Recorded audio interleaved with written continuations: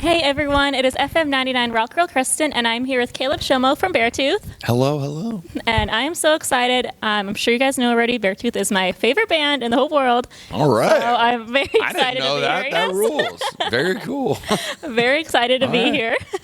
So first off, congrats on an almost completely sold out tour. Yeah, we're close. We got a few left. But yeah, that's, at this point it's looking like it. That's awesome. Yeah, it's not bad. That's...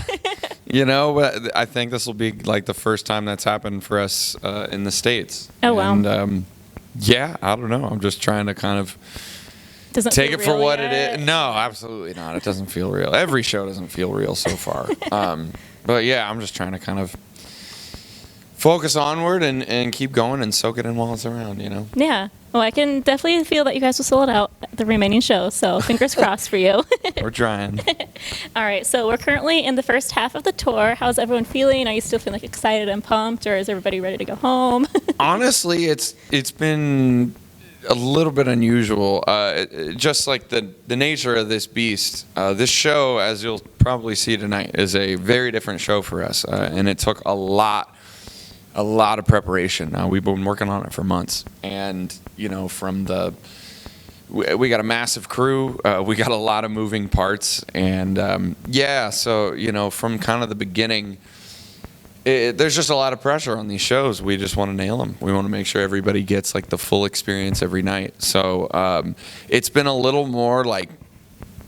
It started out and we're nervous, and the nerves are starting to subside the more shows in we get. That's good. Which is nice. Yeah. But yeah, we're starting to kind of hit the flow, and it's getting a slightly more routine. There's always variables every night, but for the most part, we're starting to kind of like sink in. Yeah, well, I feel like that's life on the road with the variables. Yes, sure. No shortage. Absolutely none. All right, perfect. Well, what kind of like preparations have you guys done for this tour? Like, is it just a lot more rehearsals or like planning or? Yeah, all of the above. Yeah. We kind of, as a band, went back to the drawing board on certain things, and we like kind of relearned all of our songs from scratch. All of us did in our own right. I spent a whole lot of time physically prepping for this tour. Spent a few months just kind of with my head down, just trying to like stay quiet and stay working. And then a lot of rehearsing. Yeah. Tons of rehearsal. And then the actual proper, we all met up at it's kind of like a small arena in Cincinnati, and just worked for about a week. Just making sure the show is functioning properly. Yeah. And thankfully, when the day came, it worked. And it's still working now. And here they are. Got to put in that preparation. That is for sure. Okay, well, speaking of Cincinnati, I have to know what's in the water in Ohio, because there's so many good bands that come out of Ohio. Yeah, that is for sure. I feel incredibly blessed to have come up in the Ohio scene, and even the specific scene that I came from, and kind of the years, and Ohio and Michigan and kind of the surrounding areas. I really don't know what it is, but maybe it's the really bad winters, and we just let out our pent up mental anguish through heavy metal. Maybe that's it. Who knows? Yeah, I'm originally from Iowa, so I understand the cold. Yeah, it does something to you. Yes. For sure.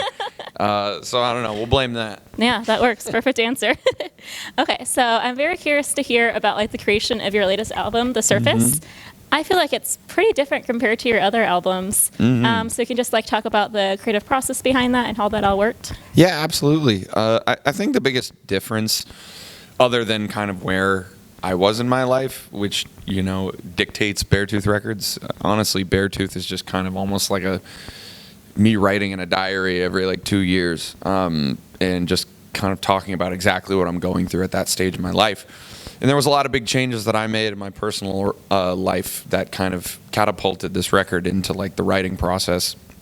But then after that, I just kind of tried to shed a lot of the fear that I had about my process, and about kind of like the box that I put Beartooth in over the years.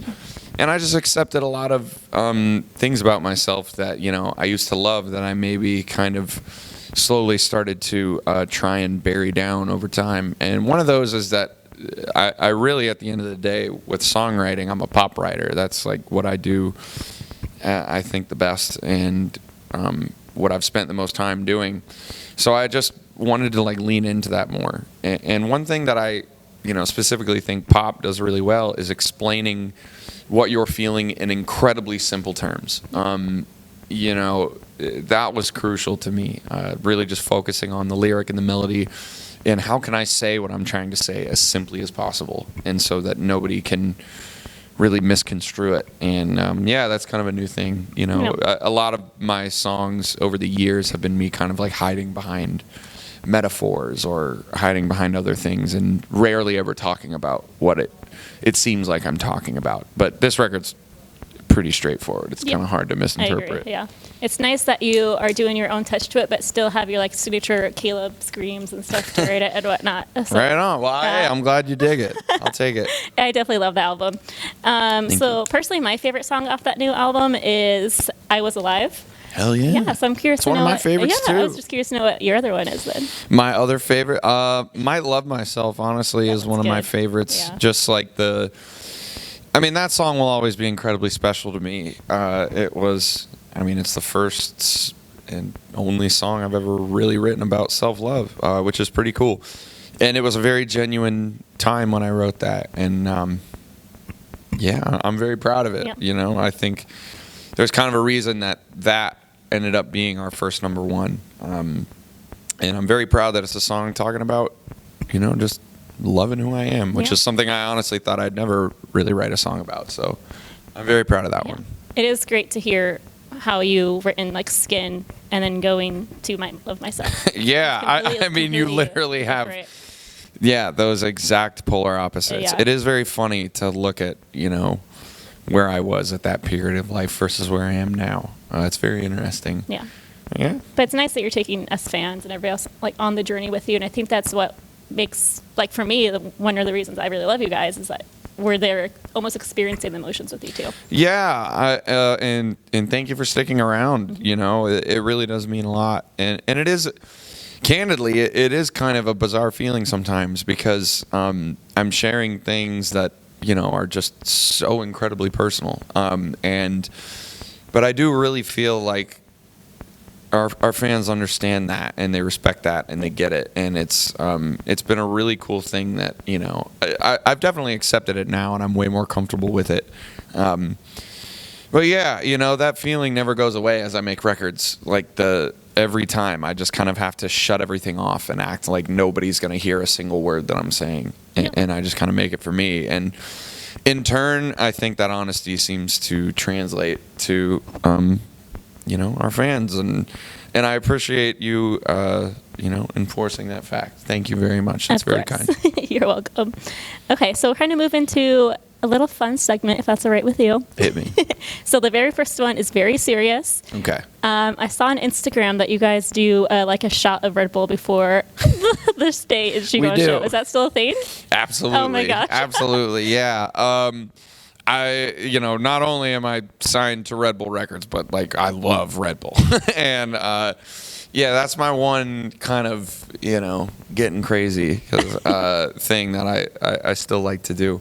But I'll have like one when I'm warming up, and then we sugar-free. do a little sugar-free. Sometimes I'll go with the full gas if I really need it. Feeling crazy. If I'm really going off the rails, but these days I'm usually sticking to sugar-free. But I don't know, there's just something about it.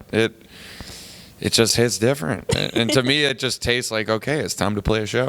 There you go. If it works for you, it works for you. Hey, you got to have those routines, All right, perfect. Well, this is the fun segment time. I was just kind of do like a get to know Caleb and what he's like outside of Beartooth, if you will. Sure. So this is kind of like this or that kind of questions. Hit me. Okay. Playlist or podcast? Playlist. Okay. Pool or beach? That is tough. It's a hard hitter right there. Yeah. I love the beach, but a pool that is overlooking a beach. Beautiful. Because I love being by the beach and hanging out, but the sand and like the whole situation can be a bit much. But I don't know. Honestly, a pool in the sunshine near a coast, that is like the end all. That is the biggest win. But all right. Love that. Gun to my head, we're gonna say pool. Okay, perfect. Books or movies? Movies. Okay. Justice League or the Avengers? Avengers. Okay. PlayStation or Xbox? PlayStation, for sure. Disagree, but that's okay. Hey, I get it. But, like, I was raised on PlayStation. That's why I say I enjoy a bit of both. I have over the years. But, yeah, PlayStation. Has your heart. Yeah, it does. Yeah. Driver or passenger? Driver. Okay. Always. Early bird or night owl? Probably know this one, but... Yeah, night owl historically. I'm trying to become a little bit of an earlier bird, but definitely not on the road. Yeah, I'm a late person for sure. All right, city or suburb? Suburb. Yeah. All right, well, that's all I had for you today. Well, thank you very much for your time. Thank you so much. I appreciate it a lot.